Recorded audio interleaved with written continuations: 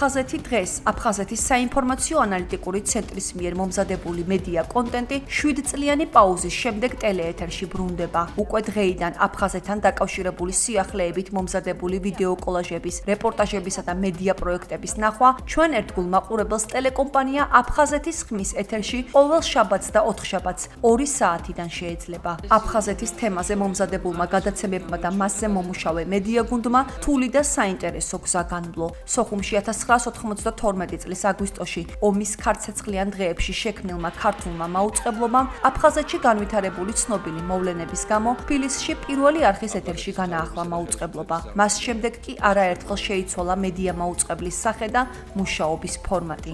ბოლო წლებში კი აფხაზეთის საინფორმაციო ანალიტიკური ცენტრის მიერ მომზადებული მედია კონტენტი სოციალურ ქსელებში, Facebook გვერდზე, ვებ გვერდსა და TikTok-ზე თავსდებოდა. აფხაზეთის საინფორმაციო ანალიტიკურ ცენტრში აცხადებენ, რომ ეს არის ტრადიციულ მედიაში დაბრუნების პირველი ნაბიჯი. სამომავლოდ კი საკუთარ სიხშირესა და საზოგადოებრივი მაუწყებლის სტატუსის მოპოვებისთვის მუშაობას აანონსებენ. ძალიან მნიშვნელოვანი დღეა ჩვენთვის, ალბათ ყველა დამეთანხმება, რომ არ არის პატარა ამბავი 7 წლის მერე აფხაზეთის ამბები უბრუნდება საინფორმაციო ტელესივრცეს. ჩვენ აქამდე ათვისებული ვქონდა სხვადასხვა სოციალური ქსელი, თუმცა მნიშვნელოვანია ტრადიციულ მედიასაც დაუბრუნდეთ.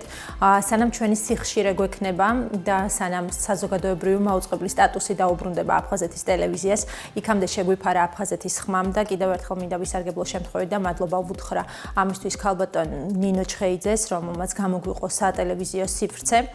გუნდი ცოტათი გადაიღალა, იმიტომ რომ დატვირთულ რეჟიმში უწევთ მუშაობა, არც ერთი მედია პროექტი არ ჩერდება, რომელსაც ვახორციელებ და პლუს დაგვემატა ეს სატელევიზიო კოლაჟები, რომელიც გავაყოვალ შაბათს და ოთხშაბათს აფხაზეთის ხმის ეთერში. დიდი იმედი მაქვს, რომ მაყურებელი გაგებით მოეკიდება იმ ფაქტს, რომ ჩვენ არ ვართ ტრადიციული ტელევიზია და გარკვეულწილად ბეწვის ხიდზე მოგვიწევს გავლა, გარდა იმისა, რომ უნდა ვემსახუროთ ჟურნალისტიკის პრინციპებს, ასევე სამშვიდობო პოლიტიკის თვალსაზრისით უაღრესად მნიშვნელოვანი იქნება ის ინფორმაცია, რომელიც გავა ჩვენი საინფორმაციო კოლაჟების სახით. მინდა ვისარგებლო შემთხვევით და დღევანდელი საინფორმაციო კოლაჟი, დღევანდელი დღე, როდესაც აფხაზეთის ამბები დიდი დოზით უბრუნდება სატელევიზიო სივრცეს, მიუძღვნა ცნობილ ჟურნალისტ ქალბატონ დალი ჯონჯუას, როდესაც აფხაზეთის ჟურნალისტიკაზე ვსაუბრობთ. პირველი ალბათ სწორედ ეს ქალბატონი გვახსენდება, სამწუხაროდ ის ცოტა ხნის წინ გამოაკლდა ჩვენს რიგებს. ფიქრობ სწორედ მის ხსოვნას და ასევე აფხაზეთის ტელევიზიის პირველი ხელმძღვანელის ალექსანდრე საშა ბერულავას ხსოვნას მინდა მიუძღვნა დღევანდელი ეთერი. მე მოვედი ტელევიზიაში აგვისტოს ბოლო რიცხვები იყო უკვე, თუმცა მანამდეც რაღაცა მქონდა ცდილობა, მაგრამ მე უკვე ოპერატორად მოვედი და იმ დღიდან დღემდე ოპერატორად მუშაობ. ეს არის 1992 წელი, ომის საომარ მოქმედების დაწყების დღეებიდან და ძალიან რთული პერიოდი მქონდა. მართლა აი საველე, ასე ვთქვათ, სამხედრო ოპერატორები გავხდით სავით იქ, იმიტომ რომ ჩვენ არ ვიყავით პროფესიონალი ოპერატორები, მაშინ ვიწყებდით უпростоრად. ჩვენ დილით გადაღებებზე თუ გვიწევდა გასვლა, ერთმანეთს ვემშვიდობებოდით და იმით რომ შეიძლება ვერ მოსულიყავით საღამოს. სხვა ტელეეთერში შესვლა ჩვენი ამ გადაცემებით მე ვფიქრობ, რომ ძალიან კარგი ნიშანი უნდა იყოს. არ არის გამორიცხული, მე ჩვენ ცოტა გავფართოვდეთ და შესაძლებელია ჩვენ არხიც მოვიდეს ის დრო, რომ არხიც გავხსნათ ჩვენი საქართველოში ქართული აფხაზეთის ქართული არხი.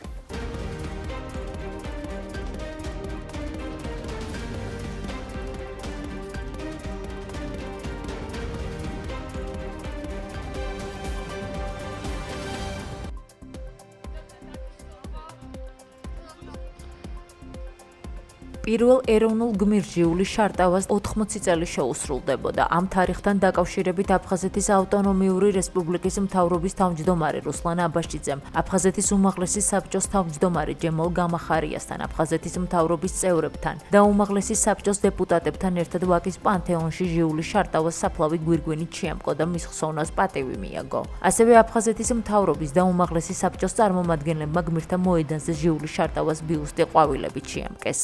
1993 წლის 27 სექტემბერს სოხუმის დაცემის დღეს აფხაზეთის ავტონომიური რესპუბლიკის მინისტრთა საბჭოსა და თავდაცვის საბჭოს თავმჯდომარე გენერალ-მაიორი ჟიული შარტავა უშუალოდ ხელმძღვანელობდა მთავრობის სახლის დაცვას, რა დროსაც იგი თანამებრძოლებთან ერთად ტყვე დაიყვანეს და დახვრიტეს. 2004 წელს ჟიული შარტავას პირველს მიენიჭა საქართველოს ეროვნული გმირის წოდება. ჟიული შარტავა წარმოადგენს თანამედროვე საქართველოს ისტორიაში ყველაზე განუსაზღვრელ გმირობის მაგალითს. ჩვენ კეთს ვიხვრით ჟიული შარტავას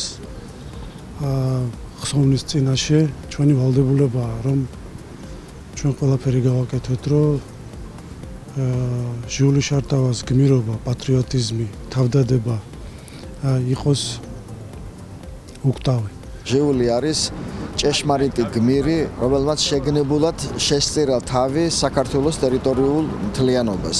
ჩვენ მას პატივს მივაგებთ, იმიტომ რომ ის ჩვენი წარსული არ არის, არამედ აი ეს ჟიულის იდეები დღესაც ცოცხალია და ჩვენ აი ამ იდეებით ვცდილობთ აფხაზეთის კონფლიქტის მოგვარებას და ქვეყნის გამთლიანებას. ჩვენ საქართველოს ტექნიკური უნივერსიტეტის პროფესორ მასწავლებლები, სტუდენტები, როგორც ჩვენს კურსდამთავრებულს, ახალგაზრდობის ლიდერს, ადამიანს, რომელსაც უდიდესი ღვაწლი ჰქონდა ქართული სახელმწიფოს მშენებლობაში, თავის სამშობლოს სიყვარულში, უბადლო ვაჟკაცს. ამდენად შეგვიძლია მივაგეთ პატივი და მოვედით მის საფლავზე.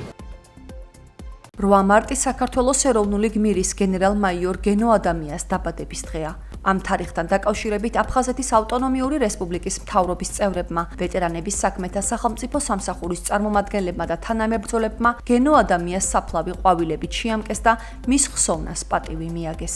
გენო ადამია ხელმძღვანელობდა საკუთარი ძალებით ჩამოყალიბებულ სოხუმის 23 ბრიგადას, რომელიც 5000 მოხალისეს აერთიანებდა. მის სახელს უკავშირდება სოხუმის დასაცავად განხორციელებული თითქმის ყველა მნიშვნელოვანი და წარმატებული სამხედრო ოპერაცია, შეუპოვრობის, სიმამაცის და გმირობის მაგალითი, ადამიანი, რომელმაც არ დატოვა თავისი ქალაქი და სიცოცხლის ბოლო წუთამდე იცავდა მას.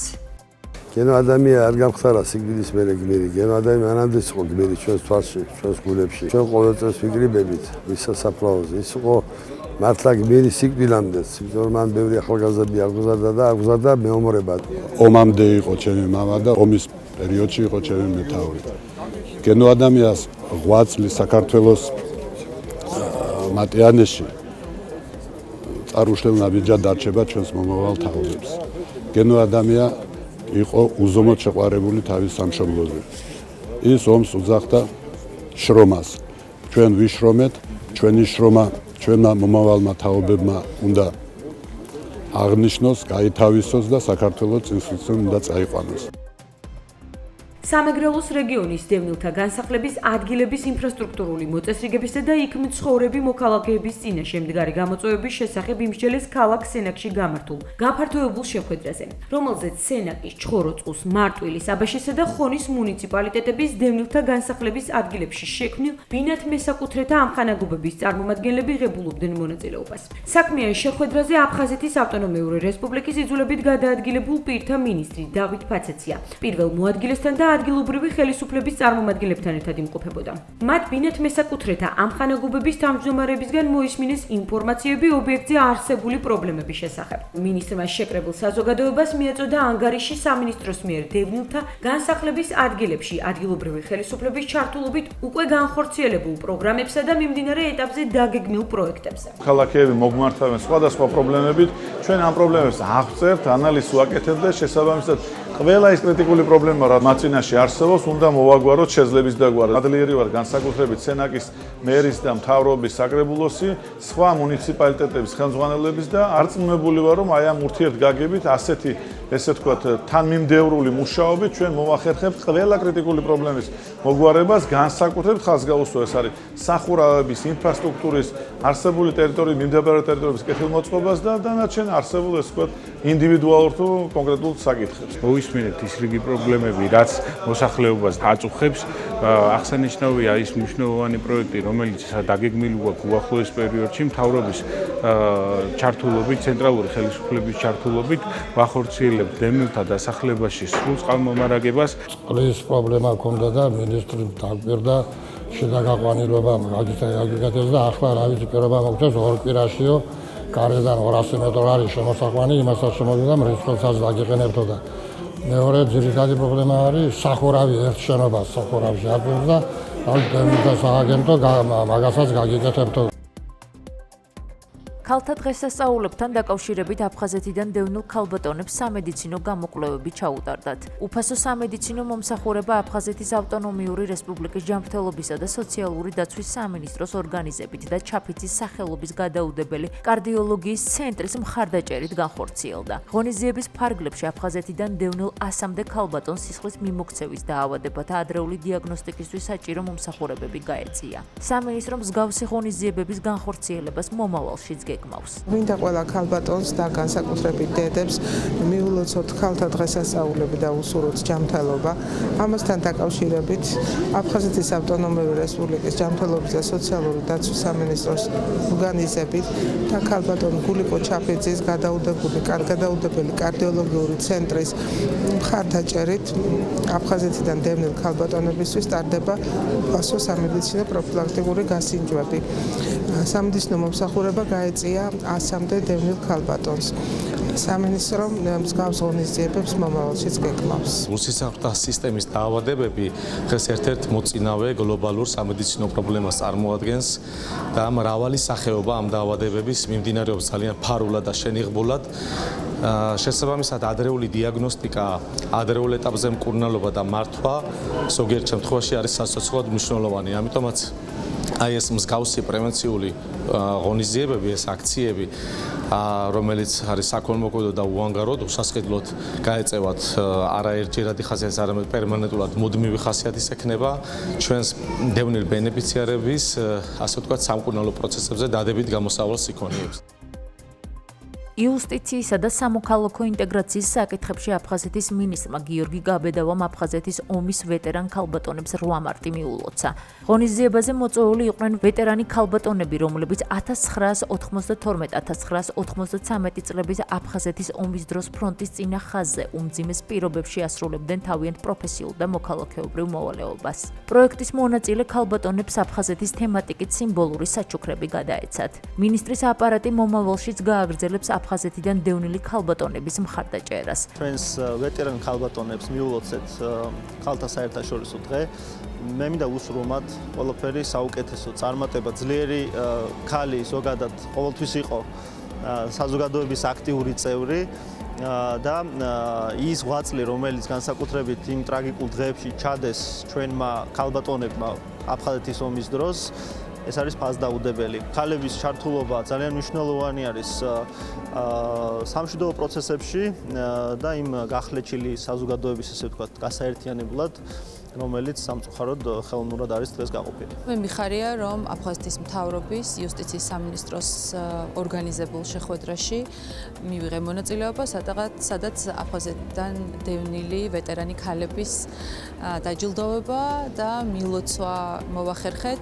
ეს არიან ადამიანები, ქალები, ვინც თავიანთი სიმამაცით, რა თქმა უნდა, დაგვამახსოვრეს თავი, ვინც ეხლაც შრომობენ საკუთარი ქვეყნის და საკუთარი ოჯახებისთვის და იმედი მაქვს, რომ თან ერთად აუცილებლად დაუბრუნდებით აფხაზეთში. მსახურობდი 23 ბრიგადაში. უძლიერესი გენოადამია გენერლის ბრიგადა იყო 23 ბრიგადა. გენოძიას დღესაც უზარმაზარი სახელი აქვს და მისი სახელი მრავალჟამიერი იქნება. მარტო იმისთვის, რომ გენოადამიამს იყო ჩვენი ბრიგადის მეთაური, იმის სულს გაუხარდება, რომ ჩვენ აფხაზეთში დაუბრუნდეთ და მე იმედი მაქვს, რომ ეს მოხდება. აუცილებლად მოხდება, რომ დაუბრუნდებით.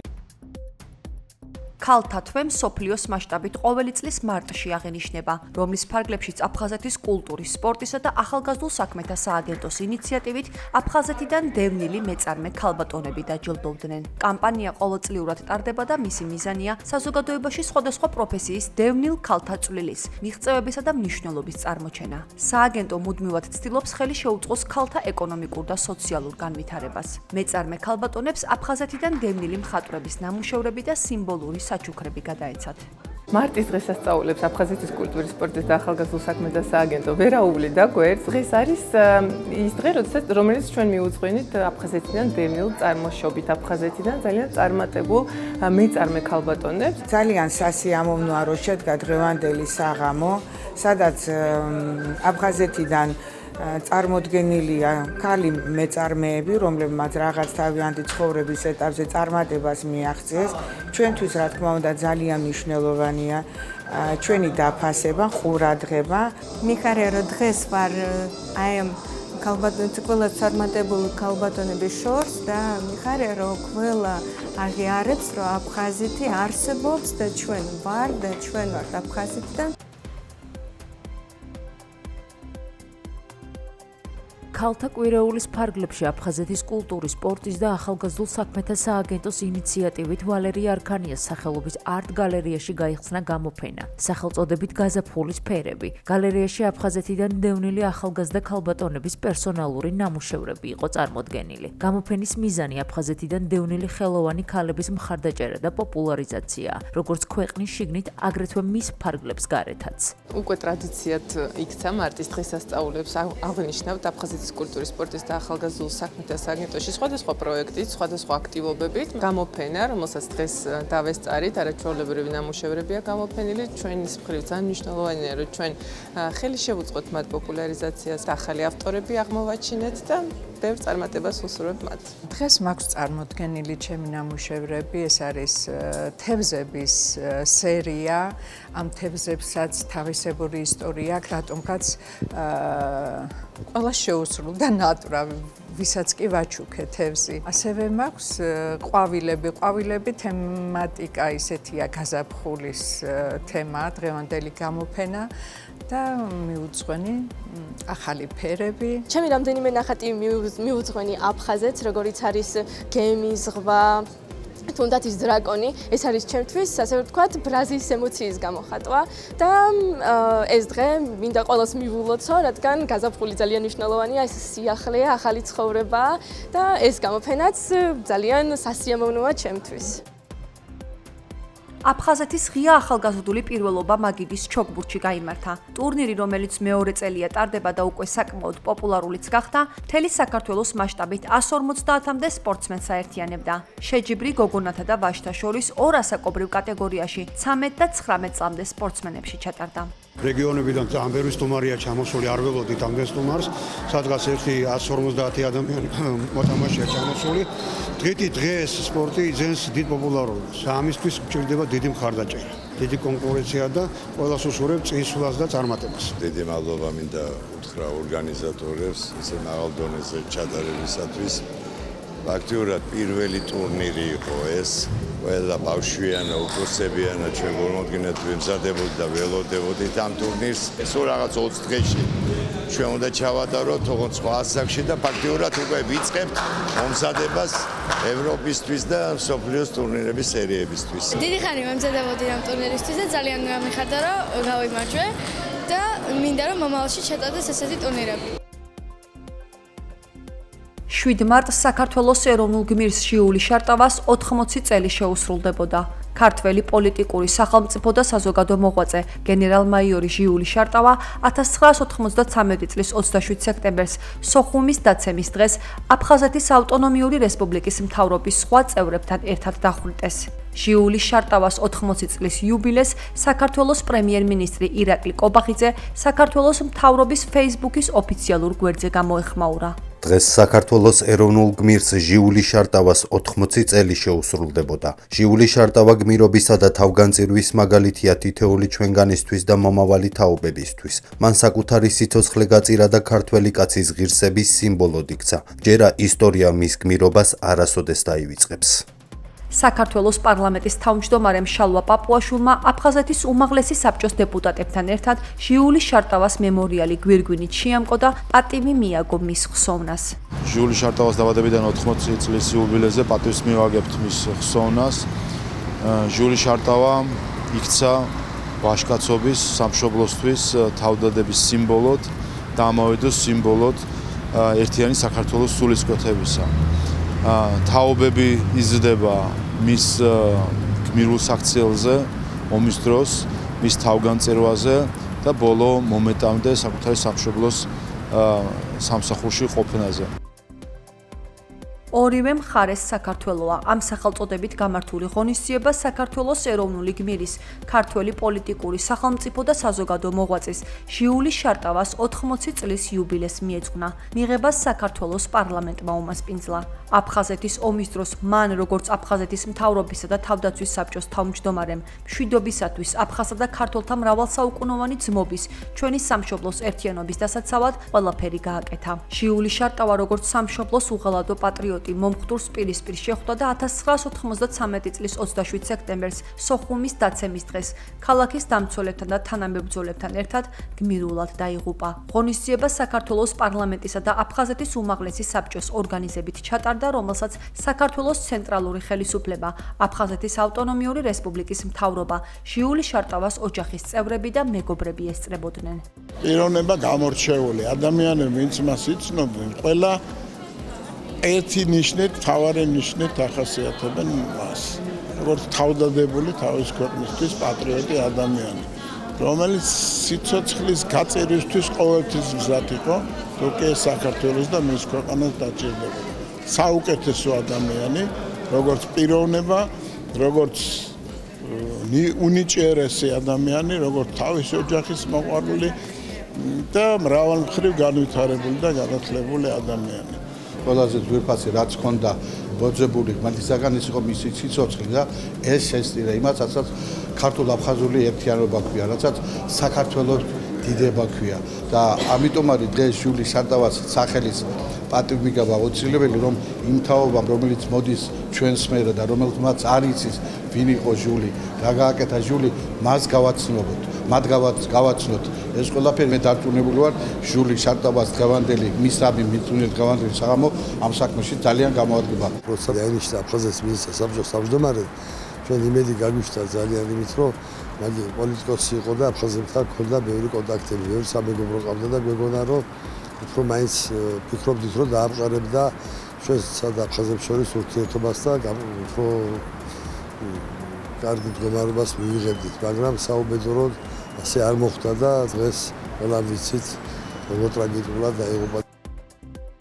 საქართველოში ოფიციალური ვიზიტის ფარგლებში ისლანდიის პრეზიდენტი გუდნი იოჰანსონი საქართველოს სახელმწიფო მინისტრ თეა ახვლედიანთან ერთად სოფელ ოძისში საოკუპაციო ხაზთან იმყოფებოდა. ისლანდიის პრეზიდენტი ადგილზე გაეცნო საოკუპაციო ხაზთან შექმნილ უსაფრთხოების ვითარებას და სახელმწიფო მინისტრისგან და საქართველოს სახელმწიფო უსაფრთხოების სამსახურის წარმომადგენლებისგან მოისმინა დეტალური ინფორმაცია, როგორც ოკუპირებულ რეგიონებსა და საოკუპაციო ხაზზე არსებული მდგომარეობის, ასევე საქართველოს ხელისუფლების მიერ სამშვიდობო პოლიტიკის ფარგლებში გაწეული ძალისხმევის შესახებ.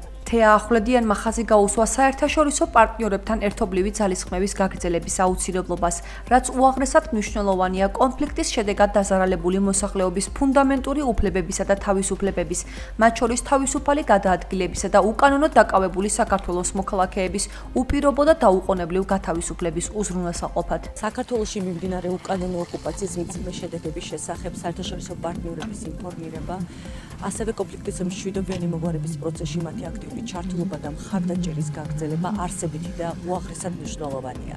შესაბამისად, დიდი დატვირთვა ენიჭება ისლანდიის პრეზიდენტის ვიზიტს საოკუპაციო ხაზზე, სადაც ადგილზე ჰქონდა შესაძლებლობა გაცნობოდა უსაფრთხოების, ადამიანის ფუნდამენტური უფლებების უხეში დარღვევების თუ ჰუმანიტარული გამოწვევებით შექმნილ ვითარებას, ასევე მიეღო ინფორმაცია გამყოფი ხაზების გასწვრივ აღმართული უკანონო ბარიერების თავისუფალ გადაადგილებაზე დაწესებული აკრძალვების, ასევე უკანონო დაკავებების, მათ შორის ჩვენი მოქალაქეების სიცოცხლის ხელყოფის ფაქტებზე. ეს ამ ულამაზესი ქვეყნის ულამაზესი ნაწილია და აქ ადამიანებს თავისუფლად გადაადგილებისა და მშვიდობიანი თანაცხოვრების შესაძლებლობა უნდა ჰქონდეთ და ეს ყველა სურვილი უნდა იყოს.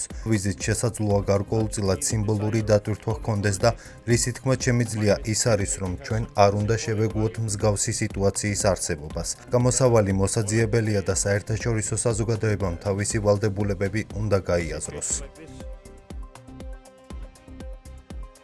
რუსეთის მიერ ოკუპირებული აფხაზეთის დე-ფაქტო ლიდერები სულ უფრო ხშირად აცხადებენ, რომ აფხაზეთი მზად არის რუსეთ-ბელარუსის სამოკავშირეო სახელმწიფოს წევრი გახდეს. ასლან ბჟანიას ბელარუსთან, რომელიც აფხაზეთის დამოუკიდებლობას არ აღიარებს, ახლო კონტაქტების დამყარების სურვილი აქვს. ანალოგიურ განცხადებას აკეთებს დე-ფაქტო საგარეო საქმეთა მინისტრიც. სოჩში გამართულ ახალგაზრდების ფორუმზე ინა ლარძიმბამ იმედი გამოთქვა, რომ აფხაზეთსა და ბელარუსს შორის არსებული დიალოგი მაღალ დონეზე გადავა და ახლო მომავალში დიპლომატიური ურთიერთობების დამყარების შესაძლებლობა იქნება. შეგახსენებთ 2022 წლის თებერვლის დასაწყისში ბელარუსის პრეზიდენტმა ალექსანდრ ლუკაშენკომ განაცხადა, რომ საქართველოს ოკუპირებულ ტერიტორიების დამოუკიდებლობას აღიარებს, თუ რუსეთის პრეზიდენტი ვლადიმერ პუტინი ეტყვის, რომ ამის აუცილებლობა არსებობს. ბელარუსის მხრიდან ოკუპირებული აფხაზეთის დამოუკიდებლობის აღიარების შესაძლებლობას საქართველოს საკანონმდებლო ორგანოში კატეგორიულად გამორიცხავენ. როგორც საქართველოს პარლამენტის თავმჯდომარე შალვა პაპუაშვილი აცხადებს, არაღიარების პოლიტიკის მიმართულებით აქტიური მუშაობა მიმდინარეობს. ძლიერად მუშაობს იმისთვის, რომ არაღიარების პოლიტიკა იყოს შენარჩუნებული. ამასკენ არის მიმართული ჩვენი საგარეო პოლიტიკური აქტივობები, როგორც აქტიური მიმართულებით, როდესაც ჩვენ სხვადასხვა ქვეყნებს, განსაკუთრებით მოწყვლად ქვეყნებს, სადაც ვიცით, რომ რუსეთი მუშაობს აღიარების უზრუნველსაყოფად, მათ მუშაობით იმისთვის, რომ აუხსნათ უპირველეს ყოვლისა მათთვისაც, რომ მნიშვნელოვანი არის წესრიგზე დამყარებული საერთაშორისო უზრუნველყოფა და იმ შემთხვევაში თუ კი საერთაშორისო სამართლის პრინციპებს გადააბიჯებენ ერთხელ, ორჯერ, ეს შემდეგ საბოლოო ჯამში მიადგება თითოეულ ქვეყანას ეს პრობლემა. ამიტომ მე ამ პოლიტიკიდან გამომდინარე, მათ შორის ჩვენი დასავლელი პარტნიორების მონაწილეობით დარწმუნებული ვარ, რომ როგორც აქამდე მქონდა შენარჩუნებული წარმატებით არაღიარების პოლიტიკა, ასევე წარმატებით გაგრძელდება. არანაირად არ ველი, რომ მიუხედავად ყველაფრისა, იმისა, რომ ბელარუსი პრაქტიკულად რუსული პოლიტიკის გამტარებელია ქვეყნის შიგნით, ასე ქვეყნის გარეთაც, არ მგონია რომ ეს ნაბიჯი გადადგას ბელარუსმა, იმიტომ რომ ბევრი სხვა ფაქტორიც აქვს და იმას ანგარიშუძევს. პირველი ისაა, რომ მთელი მსოფლიო 3/4 გამონაკლისის გარდა ძალიან მკაფიოდ და მტკიცედ დგას არაღიარების პოლიტიკაზე, თუმცა პუტინის ზეწოლით დღევანდელმა ბელარუსმა რაც არ უნდა ჩაიდინოს, ეს ვერაფერს ვერ ავნებს საქართველოს მომავალ ერთიანობას, ქართველ და აფხაზი ხალხის მომავალ ერთიანობას.